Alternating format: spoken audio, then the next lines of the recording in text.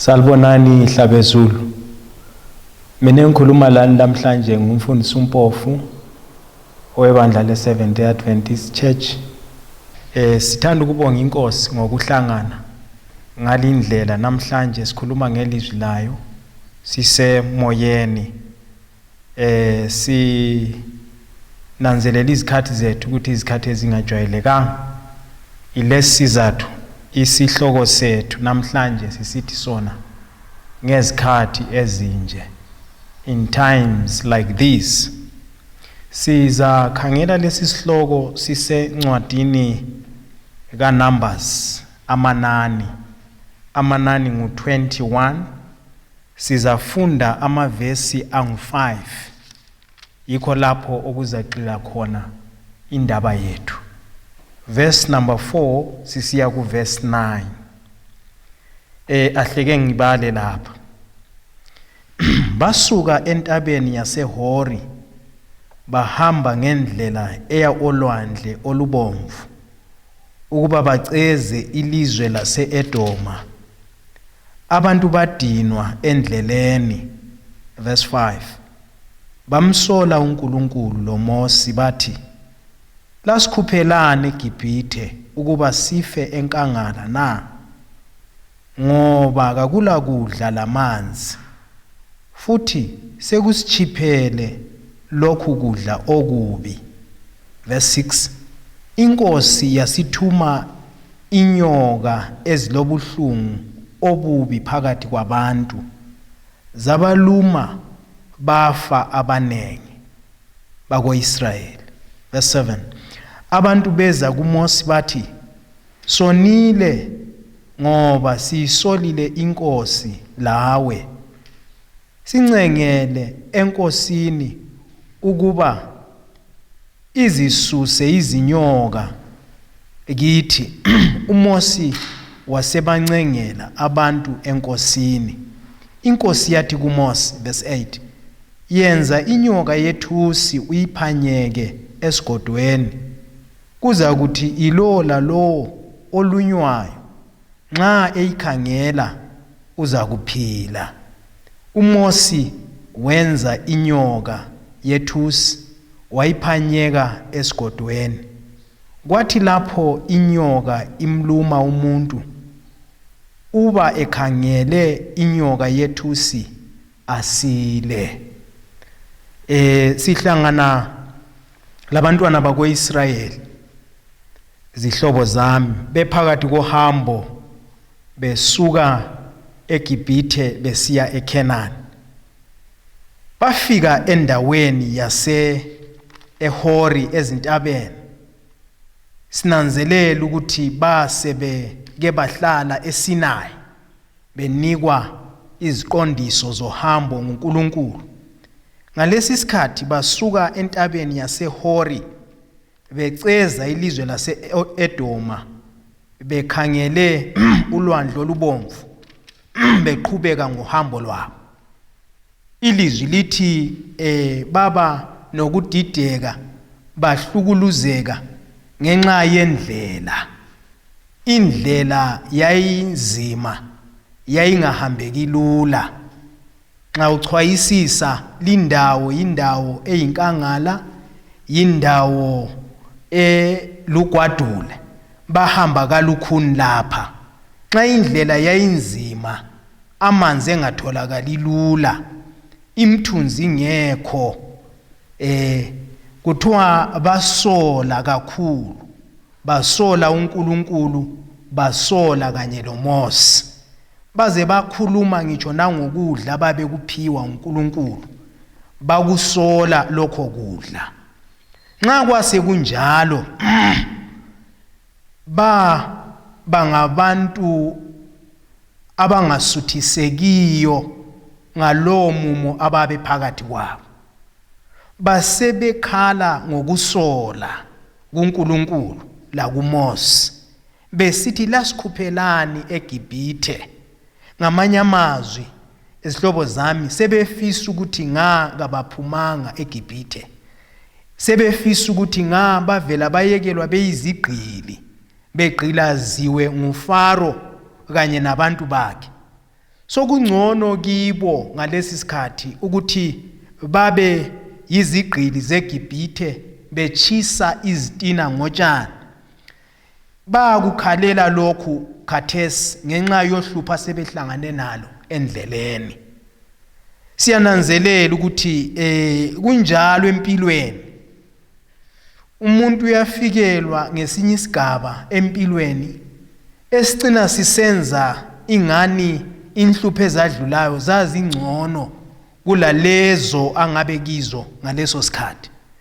Yikho esihlangana lakho lapha abantwana bakweIsrayeli nxa bekhonona kuNkulunkulu besola ngohambo, besola indlela, besola ukudla, bekhonona ngoNkulunkulu baze basola kanye loMose umthungameli. Ilizwi lithe selizwakele kuNkulunkulu, ilizwi lenkosi lithi lona uNkulunkulu wasethuma inyoka, zihlobo zami, inyoka ezibuhlungu kakhulu phakathi kwabo. Kuthiwa zabaluma, sezibalumile bafa abanengi bako-Israyeli, bafa abantu. Now nxa sikhangela lapha sihlobo ezithandekayo sizabona ukuthi nxa basebenohlupho lwendlela elukhuni ukuhamba kiyo, ngokusola kwabo uNkulunkulu kalethanga isolution. Nxa ubala kukhanya inkosi ngemva kokusola kwabo bekhala ngenxa yendlela abangayijwayelanga, bekhala ngenxa yokudla abathi sokubachiphele, bekhala ukuthi baphumelene eGibhithe. Ilizwi lithi lona uNkulunkulu wasethumela izinyoka ukuthi zibalume ezinobuhlungu obukhulu obubulalayo. iBhayibheli lithi zabaluma bafa abanengi. Sihlangana lapha nesehlakalo esingajwayelekanga. Nxa sebephakathi kohlupho, nxa bephakathi kohlupho ngokubona kwabo, uNkulunkulu esezwile ukukhonona kwabo, simbona esengeza mhlawumbe esingathi luhlupho phezu kohlupho. Uletha izinyoka ebantwini abakhononayo, ebantwini abathi indlela inzima, ebantwini abakhala ngamanzi, abakhala ngokudla besithi sokusichiphele, ebantwini abafisa ukuthi bayekelwe beseGibhithe. uNkulunkulu uletha izinyoka ebantwini abakhalela ukudla okungcono, ebantwini abakhalela amanzi angcono, abakhalela indlela engcono. Ungani kanti uNkulunkulu eletha izinyoka? Nxa sikhangela zihlobo ezithandekayo, ungani uNkulunkulu kalethi solution? Kodwa singaya kuverse 7 sizananzelela ukuthi laba abantu nxa babekhala ngokudla langamanzi ababewaphiwa nguNkulunkulu langendlela eyayikhethwe nguNkulunkulu ukuthi bahambe kiyo, lokhu kwakungasonhlupho kuNkulunkulu, lokho kwakungasizonhlupho abamele bakhale ngazo. uNkulunkulu wabalethela ke okuluhlupho olweqiniso, ngoba lokho kwakungasohlupho ngoba inkosi yayiphakathi kwabo. Inkosi phakathi kwabo ukudla kuhle. Nxa inkosi phakathi kwabo iyini kanti indlela? Nxa uNkulunkulu ekhona ayini kanti amanzi? Nxa sihamba nenkosi phakathi kohambo iyini kanti indlela? Lokhu Jesu sithi yimi indlela leqiniso nokuphila. Nxa uJesu ekhona zihlobo ezithandekayo, akulani lenkangala, akulani lezintaba, akulani lobunzima bendlela. Ingaba yimqanso, ibe yimehlo elukhuni ukwehla kiyo eyempilo. Kodwa nxa sinoJesu ukukhonona akudingeki. Uverse 7 ithi yona abantu beza kuMose sebelunywe zinyoka, beza kuMose bathi sonile ngoba siyisolile inkosi lawe. Sincengele enkosini ukuba izisuse izinyoka lezi kithi. uMose wasebancengela abantu enkosini. Zihlobo ezithandekayo, nxa indlela yayinzima, abayanga kuMose ukuthi abancengele enkosini. Kutsho ukuthi ngeqiniso indlela yayingazima. Ngoba luba indlela yayi-challenge. Babemele baye kuMose bathi Mose khuluma lo nkulunkulu asakwanisa ukuhamba. Indlela ilukhuni. Nxa amanzi ayeluhlupho mhlawumbe ukudla sokubachiphela. Kanti kungani bengayanga kuMose bathi Mose akukhulumele inkosi akusikhulekele ukudla lokhu sokungani kuyasidina. Izihlobo zami ezithandekayo kwakuyikukhala izaba ngoba nxa inkosi yayibanika imana ukudla kwasezulwini kwakungamelanga bakhale ngakho. Nxa yayikhona phakathi kwabo ibakhethele leyo ndlela ukuze bahambe kiyo kwakungamelanga bakhale ngayo. So ke kwakungasonhlupho lezo, uhlupho olukhulu ukuthi babengamboni, babemthandabuza uNkulunkulu obathungamelayo. Uverse number 7 isitshengisa ukuthi sebelunywe zinyoka, sebehlangane nenhlupho zoqobo, sebehlangane lohlupho olupheleleyo, uhlupho oluletha ukufa, uhlupho lokulunywa zinyoka. Badinga isiphephelo ngendlela eqondileyo, badinga impendulo ngendlela epheleleyo. Ngoba khathesi manje kuverse 7 sebehlangane nohlupho olupheleleyo. Uverse 7 abesesitshengisa bethatha inyathelo lokulungisa uhlupho ngendlela epheleleyo. Uhlupho abakhala ngalo ukuthi kalulungiswe luhlupho lokukhonona kwabo. Asohlupho lwamanzi, asohlupho lokudla, asohlupho lwendlela. Bathi mosikhulekele sonile ngokukhuluma kubi ngoNkulunkulu la ngawe. Sicelele ukuthi izinyoka zisuswe. Sihlobo ezithandekayo, leli nyathelo abalenzayo laba linyathelo elihle kakhulu, linyathelo eliqondileyo. Ngoba kuhle ukuthi isoni sinanzelele ukuthi siyisoni.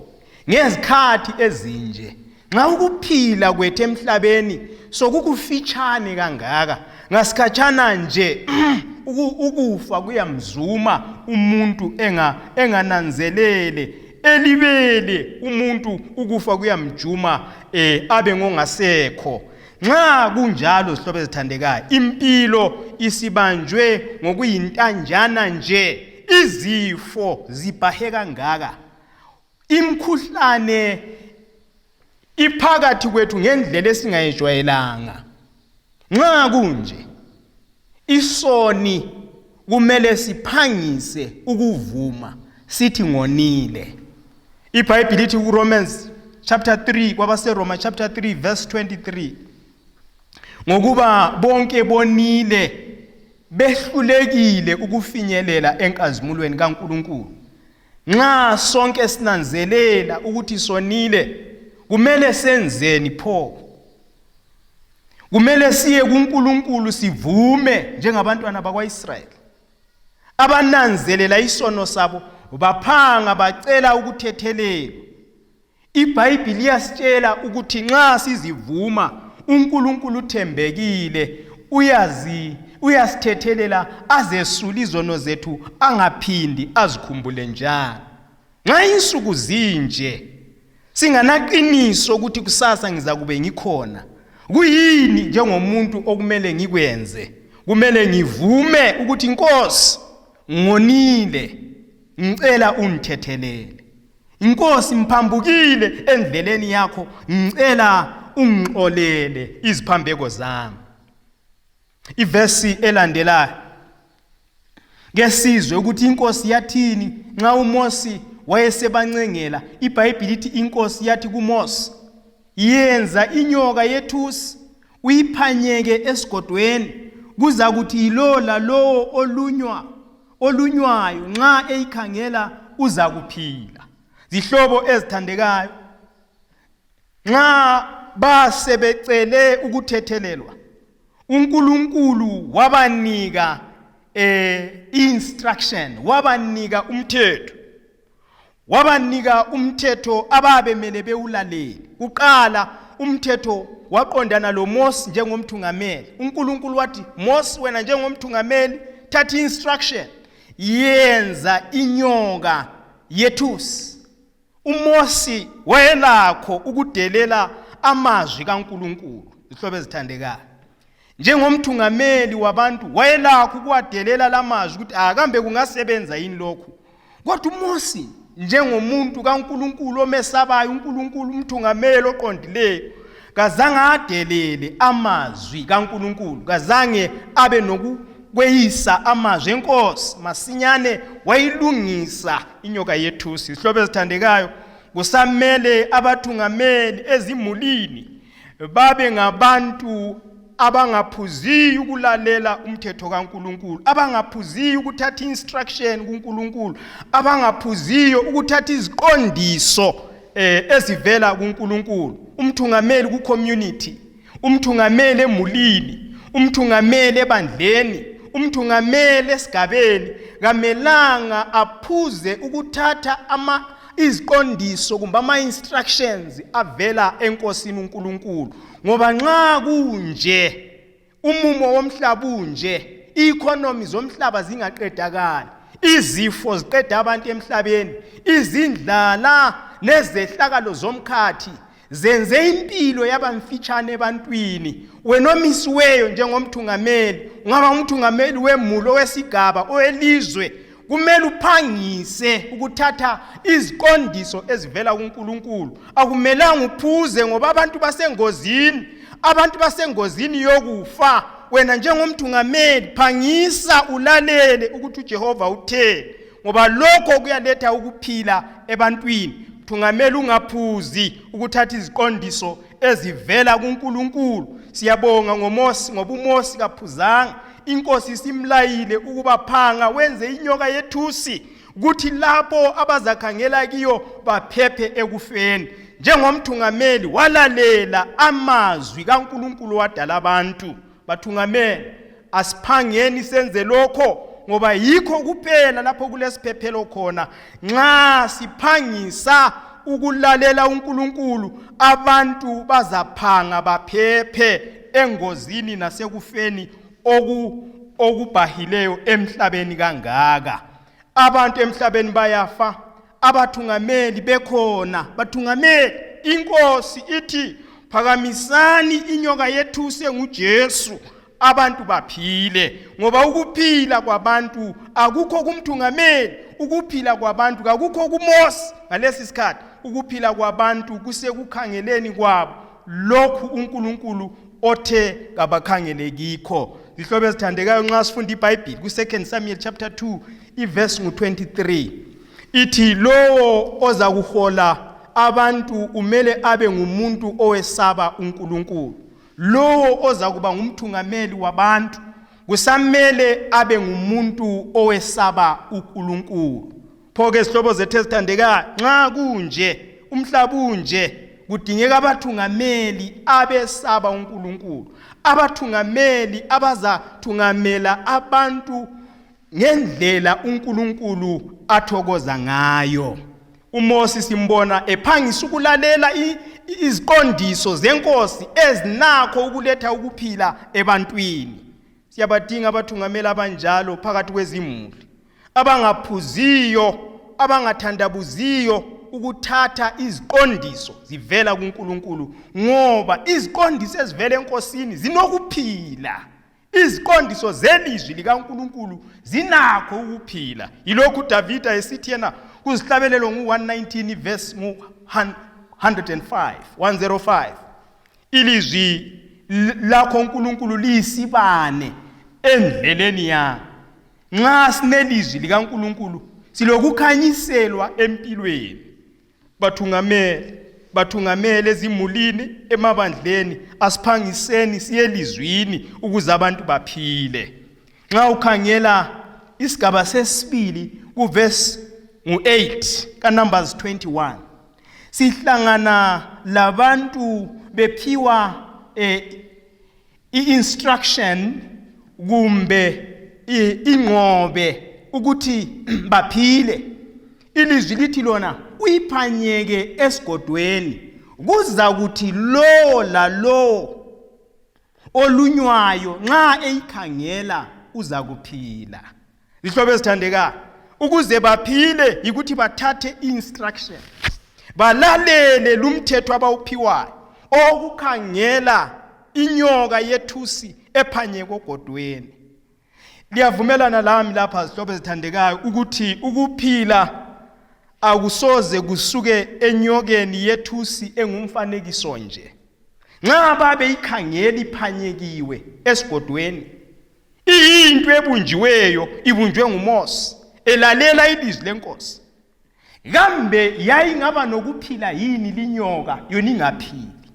Yayinganika njani umuntu ukuphila yona ingaphili? Kusobala zihlobo zami ukuthi ukuphila ababe ngakufumana nxa bebheka linyoka yethusi ephanye kwegodweni kwakungasuki esithombeni lesi, kodwa kwakusuka kuNkulunkulu. Kwakuyikuphila ababeza kuthola ngokulalela amazwi uNkulunkulu awakhulume kibo. Kwakuya kuba yikuphila ababe kuthola ngokukholwa kulokho inkosi ekumisileyo. Kulokho inkosi ekumisileyo. Kungakhanya kuseyiseka zihlobo ezithandekayo. Kungakhanya kuseyiseka. Kungakhanya kuseyiseka ukuthi sikhangele inyoka yethusi eyinto elungisiweyo njengomfanekiso. Kungakhanya kuyinto ethandabuzekayo ukuthi siyikhangele linyoka, kodwa kuqakathekile zihlobo ezithandekayo ngoba ukuphila kwethu kweyeme ekwamukeleni lawo mazwi. Sikhangela linyoka ukuze siphile. Kungakhanya kuyinto eyisekayo, into engalamsebenzi, kodwa inkosi nxa ikukhulumile kumele kwenziwe. Inkosi nxa ithe kakwenziwe kumele kwenziwe ngoba kunokuphila, kulokuphila kwethu khona phana. Nxa into zinje zihlobo ezithandekayo, silenhlupho ezinengi kangaka, siwelwe yimkhuhlane, siphakathi kwe-economy ezingazwisisekiyo zalumhlaba, kumele silizwe ilizwi likaNkulunkulu. Kumele sizwe ukuthi inkosi kade itheni. Isikhathi sokuthi silalele instruction, ngoba nxa sesinokufa phakathi kwethu, uNkulunkulu kumele akhulume isolution. Nxa sesihlaselwa zinyoka zalumhlaba, seziqeda impilo emzimbeni yethu, kumele kube lelizwi elivela kuNkulunkulu elizanika abantu ukuphila. Nxa lelo lizwi lifika, asilamukele, sikholwe kilo, sizaphila. uNkulunkulu usinikile iziqondiso. Uke wena wathatha yini ithuba sihlobo sami elokuzifaka ngaphansi komthetho kaNkulunkulu? eBhayibhelini kuExodus 20 silemthetho elishumi. Iziqondiso uNkulunkulu asiphe zona ukuthi nxa sizilalela, nxa sizamukela, siza kuphila ngazo. Exodus 20 iverse 1 siya ku17 sihlangana lemthetho elishumi ehlanganisela ukuthi ungabi labanye uNkulunkulu ngaphandle kwami, ungazenzeli isithombe esibaziweyo, ungaliphathi ngeze igama lika Jehova uNkulunkulu wakho. Khumbula usuku lweSabatha ulugcine lube ingcwele. Uza kusebenza insuku eziyisithupha, kepha usuku lwesikhombisa luyiSabatha lika Jehova uNkulunkulu wakho. Ungasebenzi ngalo wena lendodana yakho, lendodakazi yakho, nowemzini osemzini wakho nenkabi yakho. Ngoba uNkulunkulu wenza izulu lomhlaba lolwandle lakho konke okukikho ngensuku eziyisithupha. Waphumula ngosuku lwesikhombisa, walubusisa, walwenza lwabangcwele. Zihlobo ezithandekayo, ngibamba ngamafitshane imithetho elishumi, lingabe liyazi. Nxa lingayazi, iku-Exodus 20 verse number 1 usiya ku verse number 17. Zihlobo zami, yimithetho. Nxa kunje inyoka ziluma, nxa kunje ilizwi lithi khangela i-instruction kaNkulunkulu, lalela i-instruction. I-instruction ithe hlonipha uNkulunkulu ngendlela epheleleyo. Instruction ithe phila ngelizwi likaNkulunkulu. Instruction ithe khangela uJesu uphile. Instruction ithe hlonipha usuku lweSabatha ulugcine lube ngcwele. Hlonipha uyihlo nonyoko ukuze insuku zakho zande ezweni. Instruction ithi unganxwaneli indlu kamakhelwane. Instruction ithi ungabulali. Instruction ithi ungebi. Nxa izinto zinje, instruction iyeqhakathekile ukuthi sizwe ngoba izasitshela ukuthi senzeni ukuthi siphile. Isihlobo esithandekayo, uJohane 17 verse 3. Kulamazwi emfisa ukuthi siwabale lapha. KuJohn 17 verse 3 iBhayibheli ithi yona ukuphila okungapheliyo yilokho ukuba bakwazi wena uNkulunkulu wedwa oweqiniso lo Jesu Kristu omthumileyo. Ukuphila okungapheliyo sihlobo esithandekayo sikuzuza ekwazini uNkulunkulu. Nxa sesimazi ukuthi nguye umdali wezulu lomhlaba, sizalalela konke akukhulumayo. Sizakwamukela singana kulangathu ukuguqula lokho akutshiloyo.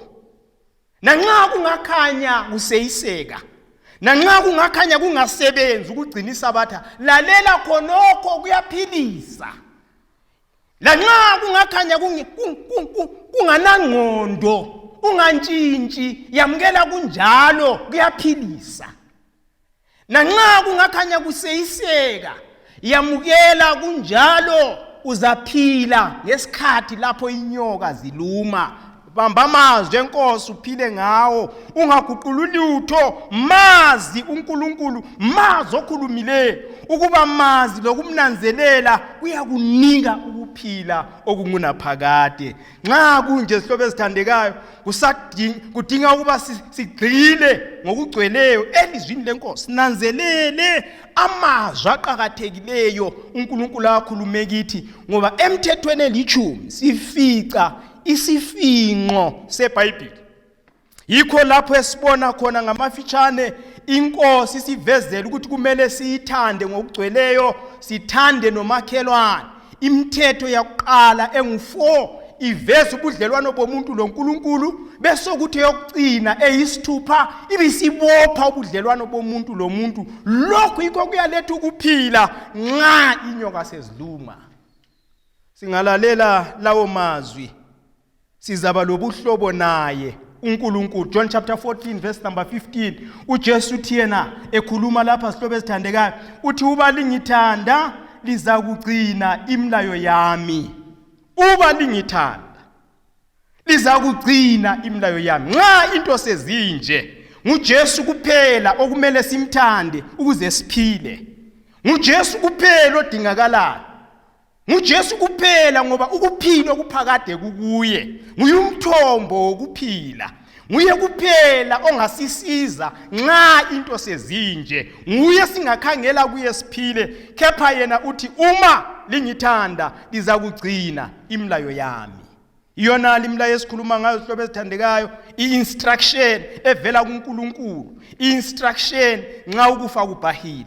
Umthetho nxa ukufa kunje. Ilizwi nxa abantu besifa njengobunyonyo. Ilizwi lithi asilaleleni ukuze siphile. Matthew chapter 5 verse number 17. uJesu ukhuluma ngokugcinwa kwayona instruction. Zenezi iziqondiso esiziphiweyo esiza kuthi nxa singazilalela sibe nobudlelwano loNkulunkulu. Uthi yena uJesu ku verse 17, lingathi ngize ukuchitha umlayo ingabe abaprofeti. Angizanga ukuchitha kodwa ngize ukugcwalisa. Ngani uJesu eze ukugcwalisa? Ngoba lokhu kumisa ubudlelwano phakathi komuntu loNkulunkulu. Ngoba ukunanzelela lokhu inkosi ekukhulumileyo kuyaletha ukuphila ebantwini, ngoba kuyaveza ukuhlonitshwa kukaNkulunkulu, kuveze ubudlelwano phakathi komuntu loNkulunkulu wakhe. Mfuna sazi isihlobo esithandekayo ukuthi uSathane kakuthandi khonokho. Kakuthandi uSathane lokho ukuthi abantu babe ngaphansi kweziqondiso zikaNkulunkulu, bagcine imithetho kaNkulunkulu, balalele ilizwi likaNkulunkulu. USathane kakuthandi lokho ngoba uyazi ukuthi nxa singenza njalo siza kuba lobudlelwano loNkulunkulu siphile. UGenesis 2 iverse 17 siyambona efika kuAdam ensimini yase-Edeni. uNkulunkulu emnikile uAdam amazwi okuphila. USathane wafika waguqula indaba, waletha ukufa ngamazwi akhe kuAdam.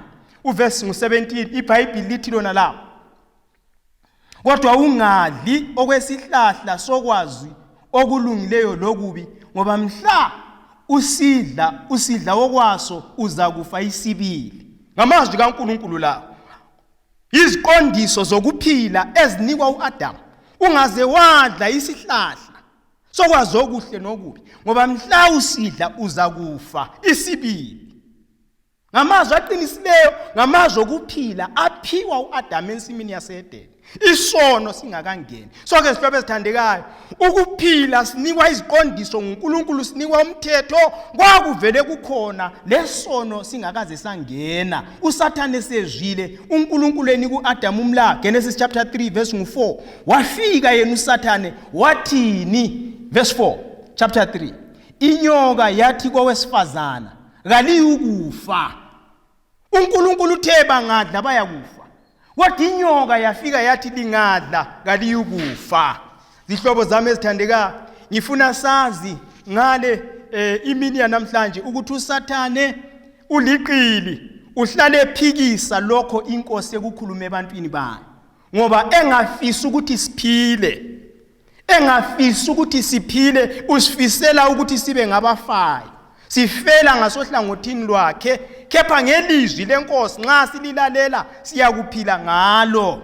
uRomans 6 verse 20 verse 16 sigijime masinyane. Romans chapter 6 verse number 16 khona phana lithini iBhayibheli? Nxa sifunda zihlobo ezithandekayo sithola ukuthi lapha lo esimlalelayo engaba nguSathane kumbe nguNkulunkulu, sesihle saba khona phana zinceku zakhe. Verse number 16 ithi, kalazi yini ukuthi lo elizinikela kuye ukuba libe yizigqili zokumlalela liyizigqili zakhe elimlalelayo, loba ezesono okusaye kufeni, loba ezokulalela okuletha ukulunga na? Kalazi yini sihlobo esithandekayo ukuthi lo elikhetha ukumlalela liyizigqili zakhe, ngamanye amazwi liyizisebenzi zakhe. Nxa sikhetha ukulalela uSathane siyakuba yizisebenzi zikaSathane. Nxa sikhetha ukulalela uNkulunkulu sizakuba yizisebenzi zikaNkulunkulu. Ukuthi wena usebenzela ubani sihlobo sami esithandekayo kubonakala ngokuthi ungaphansi kwe-instruction kabani, ulalele ubani. Ngaleli langa uAdam esekhohliswe inyoka walalela inyoka, eselalela inyoka watshona eseyisisebenzi senyoka, eseyisisebenzi sikaLucifer. Yilesizathu sibona uNkulunkulu emkhipha ensimini yase-Edeni, ngoba setshintshile inkosi yakhe, sekhetha uSathane, selalela uSathane waba inkosi yakhe. uSathane sihlobo ezithandekayo uyatshintsha ilizwi lenkosi, watshintsha ilizwi elaliphiwe uAdam, waletha elinye ilizwi endaweni yelizwi inkosi yayilitshiyela uAdam.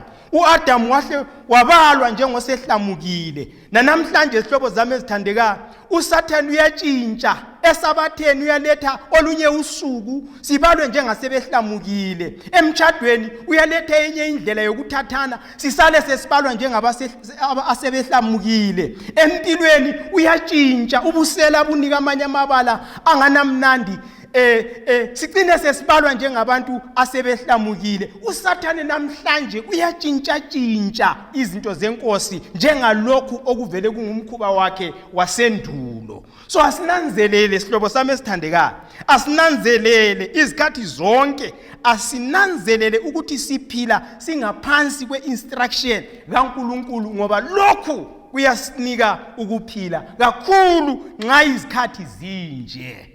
Nxa izikhathi zinje ungadeleli instruction.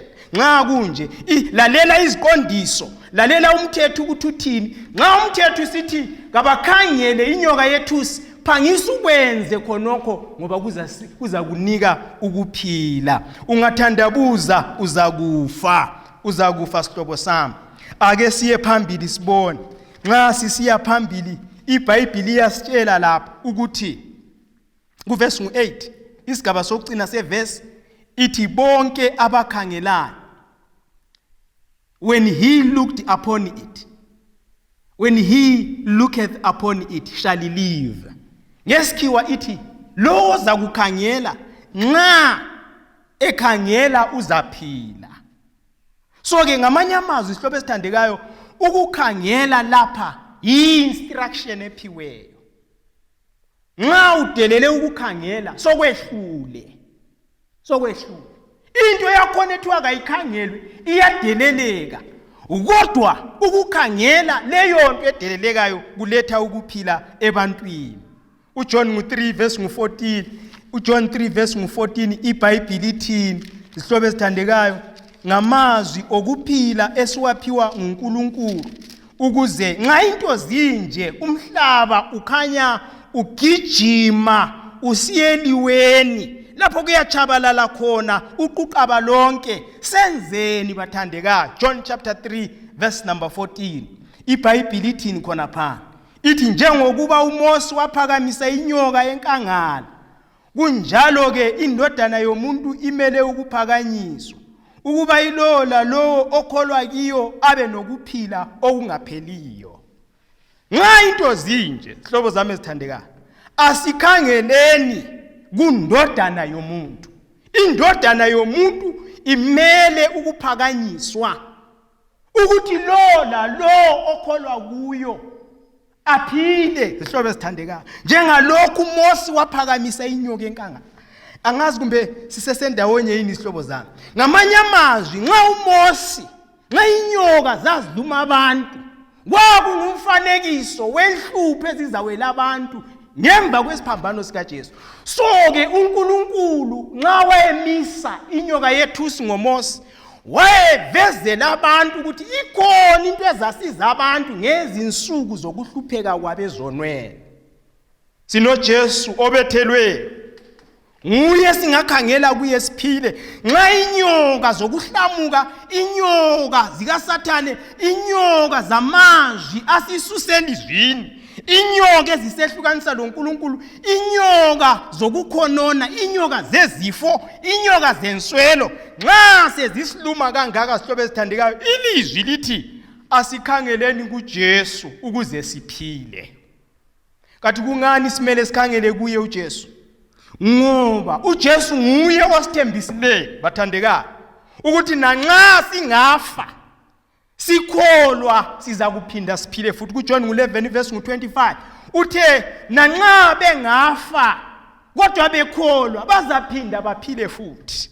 So uJesu usithembisile ukuthi ngale kwengcwaba kulokuphila, uyabuya futhi asivuse kwabafileyo, asinike impilo engayikuphinda ihlaselwe izifo nokufa njalo. So asikhangele kuJesu ngoba kulesithembiso sokuthi abafileyo bazavuka. kuJesu hayi kumfundisi, kuJesu hayi kumpriest, kuJesu hayi kufata, kuJesu hayi kupope, kuJesu yikho lapho esinokuphila khona sihlobo esithandekayo. Abantu bonke laba abanaso isithembiso sokukuvusa emathuneni. Khangela kuJesu. uJesu kabambeke empilweni yakho ukudlula ubaba nomama, kabambeke uJesu ukudlula umkakho, uJesu kabambeke abe yisihlobo saseduzane ukudlula bonke abantu, ngoba nguye nepromise, nguye nesithembiso sokukuvusa wena kwabafileyo nxa ukholwa. John chapter 11 verse 25, 1 Thessalonians chapter 4 verse 16 iyaqinisa amazwi lawo. iBhayibheli ithi icilongo liza kukhala, ngokukhala kwecilongo lesithunywa esikhulu sikaNkulunkulu. Nxa icilongo selikhalile, abafele kuKristu baza kuvuka kuqala. Isithembiso sikaJesu leso. Kuyini kanti kumele sikhangele kuJesu? Kungani? Kuqakatheke ngani ukukhangela kuJesu? Ngokuba uJesu usithembisile. Usithembisile uJesu ukuthi uza kuzwa imthandazo yethu. kuJohn chapter 15 verse 7. uJesu uthembisile ukuthi imthandazo yethu nxa sithandaza uza kusizwa. So ke nxa sikhangela kuJesu sikhangele enkosini esizathi ngakhuleka isizwe isiphendule. Kungani kade ezasiphendula? Ngoba wafa phela wavuka sihlobo ezithandekayo. Kungani kade ezasivusa kwabafileyo? Ngoba unekhiye. Sambulo ngu1 verse ngu17 unekhiye yokuvula amathuna. Akukho esinye isihlobo esinayo leyo khiye. Izihlobo zingaba semazweni emali zibe nenotho enengi kodwa kasikho isihlobo esinekhiye yengcwaba. NguJesu kuphela okhulumela lawo mazwi. Anzake ngimuzwe omunye umuntu owakhuluma lawo mazwi. NguJesu kuphela lelungelo lokutsho njalo ngoba wafa wavuka. Kusambulo ngu1 iverse ngu18 ithi yona iBhayibheli lapha sihlobo zami ithi yona ungesabi mina ngingowokuqala lowokucina lophilayo nga ngifile kepha sengikhona ngiphila kuze kube nini ngilamakhiye okufa lawendawo yabafileyo. Isihlobo esithandekayo ilesi sizathu simele sikhangele kuJesu nxa inyoka ziluma kunje. Nxa iCovid isezenje njengenyoka ezaluma abantwana bakwaIsrayeli enhlane kumele isiphambano sibe yiso esiphambi kwethu. Engqondweni yakho kumele kugcwale isiphambano, enhliziyeni akugcwale isiphambano, umnakano wakho awugcwale ngoJesu onguye onezithembiso ezibambekayo. Isihlobo esithandekayo nguye osithembisileyo ukuthi nxa singafuya vula amathuna ethu amakhiye unawo njalo wavela khona ngale. Abanye bonke bengakhuluma kodwa zange baye kufa ukufa kwesibili. NguJesu kuphela wayafika khonale lapho okwakumele siyefika khona thina ngenxa yesono. uJesu wahle wayavala khonale ukuthi bonke abazakholwa kuye abasayi kufa kwesibili ngoba uJesu sowabafela. Sebezavuswa ekufeni kokuqala bephiwe ukuphila okungunaphakade. So akunandaba iCovid ngasibulala, akulandaba singafa ngezindlala, singafa ngenswelo. Into eqhakathekileyo ukuthi fana ukholwa kuJesu. Ngoba abakholwa uthembisile. Ngobe nekhiye, kathembisanga izaba, uthembise eqinisile. Kathembisanga engazange ahlangane nakho ukufa. Uthembise eqinisile ngoba wahlangana nakho uJesu kufa njoba lisazi. Wakunqoba, wabuye ebandleni nasebantwini esithi yime mphila, kepha bemfile kodwa mphila phakade inamakhiye engcwaba lendawo yabafileyo. So ke sihlobo esithandekayo, nguJesu esingakhangela kuye. Nxa kunje so impilo iminyezelwe zinhlupho asikhangele kuJesu. Nguyothembisileyo ukuthi uzasinika ukuphila okungunaphakade. John chapter 17 verse 3. Nguye njalo othembisileyo ukuthi uzakwelapha umhlaba wethu. Nguyosithembisileyo. 2 Chronicles chapter 7 verse number 14. uJesu sithembisile ukuthi uzakuzwa imkhuleko yethu, athethelele izono zethu, elaphe nomhlaba wakithi. Zihlobo ezithandekayo, asikhangeleni kuJesu. Asikhangeleni kuJesu ukuze siphile. Ngale imini sihlobo zami ngaleli langa yalenxusa lonke bathandekayo. Ungalani lenswelo lazo, ungalani lenhlupho nazo empilweni. Singakhangela kuJesu siyaphila. Singavuma izono, sithathe instruction, sibamba amazwi elizwi lakhe, siye kuye njengezoni, sizehlise sithi Nkosi Jesu sonile, sithethelele. Uthe yena uyacicha izono zethu angazaphinda azikhumbula futhi.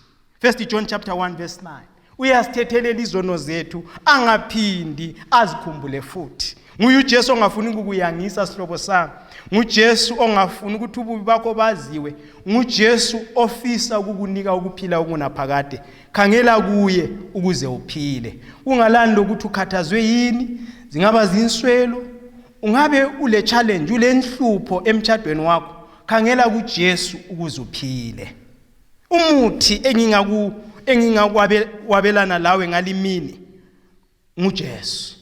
khangela kuJesu. Nxa inyoka ziluma, kungaba segumeni, emsebenzini, kungaba ngikhaya, emsikeni lapho sethengisela khona, kungaba lapho sebenzela khona, angazi isihlobo sami esithandekayo ukuthi kungaphi lapho kunenyoka eziluma khona kakhulu empilweni yakho. Kumbe izonezo COVID-19, umumo we-economy zomhlaba, ukungalaleli kwabantwana, ukuhlukuluzwa ngumkakho. Sihlobo esithandekayo, khangela kuJesu ukuze uphile. Bakhona abathi Nkosi Jesu, ngikhangela kuwe khathesi, ngicela ungisize empilweni yami. Bakhona nxa ufisa lokho sihlobo sami esithandekayo, khonapho lapho khona nxa ngikhuleka khathesi, phakamisa isandla sakho usithi Jesu, ngizinikela kuwe ngalolu suku ukuthi wena ube nguwonika ukuphila, ngoba inyoka nanzi ziyaluma. Sihlobo sami esithandekayo, nxa kufisa kwakho lokho, phakamisa isandla sakho khonapho lapho khona, niza kukhuleka manje ukuthi uJesu asondele akunike ukuphila, akunike izithembiso ezigcwalisekayo, akuthembise ukuphila okuphakade. Niza kukhulekela manje. Sukumisa isandla sakho, phakamisa isandla sakho nxa ngikhulekayo. Asicimeze nini Nkosi esezulwini, siyabonga ngaleli lizwi elisitshengisayo ukuthi uJesu nguye isiphephelo soqobo. Okunye konke ngokomhlaba kuyadlula, abantu bayafa, inothi iyachabalala, kodwa uJesu uphila phakade. Ngikhulekela bonke abalizwayo leli lizwi, abalaleleyo ngemsakazo, labaphakamisa izandla, labaphakamisa izinhliziyo zabo endaweni ezitshiyeneyo, ukuthi bananzelele uNkulunkulu ulobe amabizo abo encwadini yokuphila. Abamamukelayo uJesu besithi, Nkosi Jesu, buya wena mthombo wokuphila, ungisize ngoba inyoka ziyaluma. Bonke abenza njalo Nkosi yami, amabizo abo kwangathi ungawamukela encwadini yokuphila, ube usubasiza babe khona ngalolo suku lokwamukelwa kwezizwe embusweni wakho. NgoJesu siyakhuleka. Amen.